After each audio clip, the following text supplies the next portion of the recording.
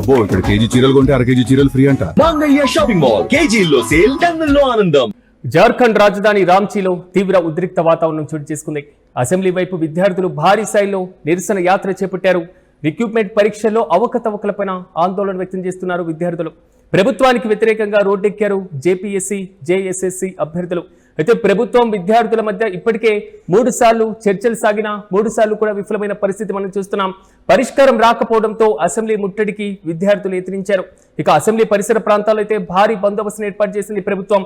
పటిష్ట ఆంక్షలను కూడా అమలు చేస్తున్నారు పోలీసులు. అసెంబ్లీ ముందు కంచెలను తొలగిస్తూ విద్యార్థులు ర్యాలీ చేసినటువంటి దృశ్యాలు సోషల్ మీడియాలో వైరల్ గా మారుతున్నాయి. ఇక నియామక పరీక్షల్లో సంస్కరణలు తీసుకురావాలంటూ విద్యార్థులు ప్రధానంగా డిమాండ్ చేస్తున్నారు. ఓవైపు పేపర్ లీక్ అంశం అవకతవకలపైన సిబిఐ విచారణ కూడా విద్యార్థులు డిమాండ్ చేస్తున్నారు. విద్యార్థులను అడ్డుకునేందుకు వాటర్ కెనాలను కూడా ప్రభుత్వం ప్రయోగిస్తుంది. అయితే జార్ఖండ్ రాజధాని రాంచీలో విద్యార్థుల ఆందోళనకు మాత్రం ఒక్కసారిగా ఉలిక్కిపడేలా చేసింది. జార్ఖండ్ రాష్ట్ర రాజధాని రాంచీలో నిరుద్యోగ విద్యార్థులు, ఉద్యోగార్థులకు సంబంధించినటువంటి నిరసనలతో అట్టొడుకుతున్నటువంటి వైనాన్ని చూస్తున్నాం. రాష్ట్రంలో ప్రభుత్వానికి సంబంధించినటువంటి ఉద్యోగ నియామక పరీక్షల్లో చోటు చేసుకుంటున్నటువంటి వరుస అవకతవకలు, ఓవైపు ప్రశ్నాపత్రాలకు సంబంధించినటువంటి లీకేజ్ వ్యవహారం, అవినీతికి వ్యతిరేకంగా జేపీఎస్సీ అంటే జార్ఖండ్ పబ్లిక్ సర్వీస్ కమిషన్ తో పాటుగా జార్ఖండ్ స్టాఫ్ సెలక్షన్ కమిషన్, ఈ రెండు కూడా అభ్యర్థులకు పెద్ద ఎత్తున ఉద్యమాన్ని చేస్తున్నటువంటి పరిస్థితి. ఈ రెండు కూడా వ్యతిరేకంగా విద్యార్థులు కీలక సంస్కరణలు తీసుకురావాలి అంటూ కూడా డిమాండ్ చేస్తున్నారు. అసలు జార్ఖండ్ లో ఉన్నట్టుండిగా ఒక్కసారిగా భారీ స్థాయిలో ఆందోళన కార్యక్రమానికి కారణం ఏంటి అనేటువంటి ఇష్యూస్ ను ఒకసారి మనం పరిశీలించినప్పుడు రీసెంట్ గా ఒకసారి జంతర్ మంతర్ వెళ్దాం. జంతర్ మంతర్ లో భారీ స్థాయిలో ఉద్యమాలు కూడా చోటు చేసుకున్నాయి. పేపర్ లీకేజ్ కి వ్యతిరేకంగా విద్యాశాఖ మంత్రి ధర్మేంద్ర ప్రధాన్ రాజీనామా చేయాలి అనేటువంటి ఒక ప్రధానమైనటువంటి డిమాండ్ కూడా పరంపర సాగింది. తాజాగా జార్ఖండ్ కూడా పేపర్ లీకేజీలు, ఓఎంఆర్ షీట్ల అవకతవకలపైన ప్రధానంగా ఆరోపణలు వస్తున్నాయి. ఇటీవలే జార్ఖండ్ పబ్లిక్ సర్వీస్ కమిషన్ తో పాటుగా జార్ఖండ్ స్టాఫ్ సెలక్షన్ కమిషన్ అంటే ఇవి రెండు పరీక్షల్లో భారీగా పేపర్ లీకేజీలు జరిగినాయి. ఓఎంఆర్ షీట్లు ఒకరి నుంచి మరొకరికి మారినట్లుగా ఆరోపణలు కూడా రావడం, అసలు పారదర్శకత ప్రభుత్వ పరీక్షల నిర్వహణకు ఎందుకు లోపిస్తుంది? వరుసగా నోటిఫికేషన్లు ఆలస్యంగా రావడం, వచ్చినటువంటి నోటిఫికేషన్లు కూడా అరాకొరగా ఇలా పేపర్ లీకేజీలు అనడం, ఓఎంఆర్ షీట్లు మారిపోవడంతో అసలు ఉద్యోగం కోసం గంటల తరబడి, రోజుల తరబడి, నెలల తరబడి, సంవత్సరాల తరబడి చదివినటువంటి అంటే పగలు రాత్రనగా కష్టపడి చదివినటువంటి నిజమైన అభ్యర్థుల భవిష్యత్తు ప్రశ్నార్థకంగానే మారుతుంది. పరీక్షలు నిర్వహించినప్పటికీ విచారణల పేరుతో అసలు రద్దు చేయడం లేదా పూర్తిగా నిలిపివేయడం ఈ మొత్తం కూడా అభ్యర్థుల భవిష్యత్తును ఒక అంధకారంగా మారుస్తుంది. ఉదాహరణకు ఒక నోటిఫికేషన్ రిలీజ్ అయిన తర్వాత ఆ నోటిఫికేషన్ కి సంబంధించినటువంటి ఎగ్జామ్స్ ను కండక్ట్ చేసేటువంటి ప్రక్రియలో ప్రభుత్వాలు పటిష్టంగా, పారదర్శకంగా, అకౌంటబిలిటీ, ట్రాన్స్పరెన్సీ అంటూ ఉంటాం. జవాబుదారీతనం లేకపోవడం వల్ల ఎక్కడికక్కడ దీంట్లో లోపాలు, ఎక్కడైతే అభ్యర్థులు ఉద్యోగాలు సాధించినటువంటి అభ్యర్థులు కోర్టు మెట్లెక్కడం, ఆ నోటిఫికేషన్లు ఆగిపోవడం. తెలుగు రాష్ట్రాల్లో కూడా ఇలాంటి నోటిఫికేషన్ల గురించి ప్రత్యేకంగా చెప్పుకోవాల్సినటువంటి అవసరం లేదు. డిఎస్సి నోటిఫికేషన్ అయినా, గ్రూప్ 1, గ్రూప్ 2 అయినా, ఏ విధంగా. సో జార్ఖండ్ లో కూడా తాజాగా అలాంటి పరిస్థితులే కనబడుతున్నాయి. రాష్ట్ర సిఐడి జరుపుతున్నటువంటి విచారణ కేవలం ఒక కంటి తుడుపు చర్య మాత్రమే అంటూ కూడా భారీ స్థాయిలో ఆందోళన బాటపడుతున్నారు విద్యార్థులు.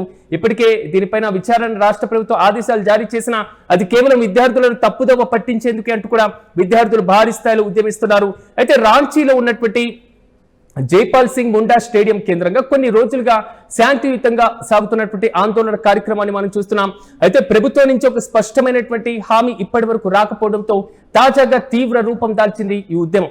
ఎందుకంటే ప్రభుత్వం ఏర్పరిచినటువంటి ఏదైతే ప్రతినిధి బృందం ఉందో విద్యార్థుల సంఘాలతో దాదాపు 3 సార్లు సమావేశం అవ్వడం జరిగింది. విద్యార్థుల యొక్క డిమాండ్లేంటి, ప్రభుత్వం తీసుకుంటున్నటువంటి చర్యలేంటి, దీనిపైన విద్యార్థులు 3 సార్లు జరిపినటువంటి చర్చల్లో కూడా విఫలమే అయినటువంటి పరిస్థితి. ఏ ఒక్కటి కూడా సత్ఫలితాలు ఇవ్వలేదు. ఇక కెమెరాల సమక్షంలో బహిరంగంగానే చర్చలు జరపాలి అంటూ విద్యార్థులు ప్రధానంగా డిమాండ్ చేస్తున్నారు. అయితే తాజాగా అసెంబ్లీ వైపు భారీ ర్యాలీ చేపట్టారు. ఈ చర్చల్లో అయితే వేలాది మంది విద్యార్థులు అసెంబ్లీని ముట్టడించేందుకు ర్యాలీగా బయలుదేరినటువంటి విజువల్స్ మనం చూస్తున్నాం.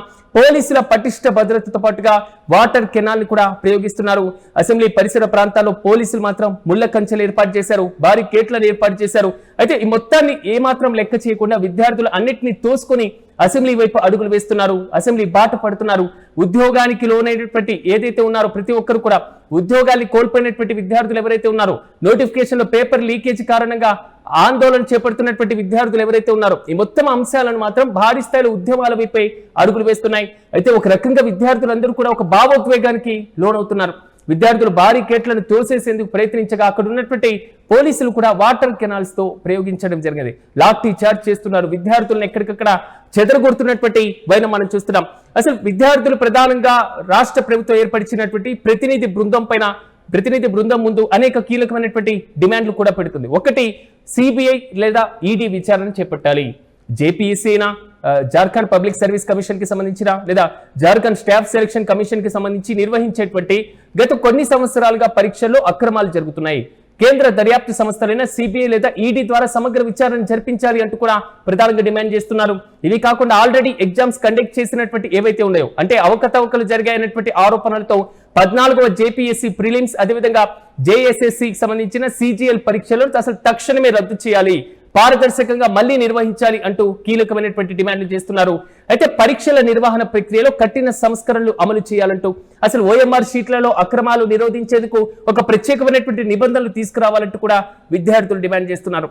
కానీ ఇంత భారీ స్థాయిలో ఉద్యమాలు జరుగుతున్నా, జంతర్ మంతర్ దగ్గర కాక్రోచ్ జనతా పార్టీ చేపట్టిన ఉద్యమం, కేంద్ర విద్యాశాఖ మంత్రి ధర్మేంద్ర ప్రధాన్ రాజీనామా చేసినటువంటి వైనం, ఈ మొత్తం అంశాలను మనం చూసాం. కానీ కాక్రోచ్ జనతా పార్టీ ఒక వారం రోజుల వరకు కూడా జార్ఖండ్ లో జరుగుతున్న భారీ స్థాయి ఆందోళన కార్యక్రమాల్లో పాల్గొనకపోవడానికి, వారికి మద్దతు ఇవ్వకపోవడానికి, వారు చేపట్టినటువంటి ఈ భారీ స్థాయి ఆందోళనకు మేమున్నామంటూ ఒక సపోర్ట్ ఇవ్వకపోవడానికి చాలా కారణాలు కనబడుతున్నాయి. చాలా రీజన్స్ తో పాటుగా అసలు సిజేపీ ఆందోళన పైన లోపాలు, అనుమానాలు కూడా వ్యక్తమవుతున్నాయి. కేవలం బీజేపీ పాలిత రాష్ట్రాలు లేదా బీజేపీకి సంబంధించినటువంటి ఉద్యమాలు, దానికి వ్యతిరేకంగా మాత్రమే సిజేపీ పోరాటం చేస్తుందా? ఆమ్ ఆద్మీ పార్టీయో లేదా కాంగ్రెస్ పార్టీయో లేదా ఇతర విపక్ష పార్టీల అధికారంలో ఉన్నటువంటి రాష్ట్రాల్లో జరుగుతున్న పేపర్ లీకేజీలు సిజేపీలకు పట్టవా అంటూ విద్యార్థి సంఘాలే డిమాండ్ చేస్తున్నటువంటి వైనాన్ని మనం చూస్తున్నాం. చూడాలి, ఉద్యోగాల కోసం ఏళ్ల తరబడి కష్టపడి చదివేటువంటి పేద విద్యార్థులు, మధ్యతరగతి విద్యార్థులు వీళ్ళందరి భవిష్యత్తుతో అడ్డుకోకూడదని కూడా నిరసనకారులు ఆగ్రహం వ్యక్తం చేస్తున్నారు. ప్రభుత్వం తక్షణమే స్పందించాలి, కఠిన చర్యలు తీసుకోవాలి, అర్హులైనటువంటి అభ్యర్థులకు న్యాయం చేయాలంటూ కూడా వారు డిమాండ్ చేస్తున్నారు. మరి దీనిపైన జార్ఖండ్ ప్రభుత్వం ఏ విధంగా స్పందించేటువంటి అవకాశం కనబడుతుంది? లేదా కేంద్ర దర్యాప్తు సంస్థలు ఒకవేళ దర్యాప్తులకు ఆదేశాలు జారీ చేసేటువంటి అవకాశం ఉంటుందా? విచారణకు అంత పాసిబిలిటీస్ ని జార్ఖండ్ ప్రభుత్వం పరిశీలించేటువంటి ఛాన్స్ కనబడుతుందా? ఇప్పుడున్నటువంటి పరిస్థితుల్లో జంజీని తమ దగ్గర చేసుకోవాలి అని ప్రతి రాజకీయ పార్టీ కోరుకుంటున్నాయి, ఆశిస్తున్నాయి, అభిలషిస్తున్నాయి. కానీ ఇప్పుడున్నటువంటి పరిస్థితుల్లో జార్ఖండ్ లో మరోసారి పేపర్ లీకేజ్ అంశంతో సాగుతున్నటువంటి ఈ ఆందోళన కార్యక్రమాలు మాత్రం తారాస్థాయికి చేరుతున్నాయి. దీనిపైన జార్ఖండ్ ప్రభుత్వం ఎలాంటి చర్యలు తీసుకుంటుందో మనము వేచి చూద్దాం.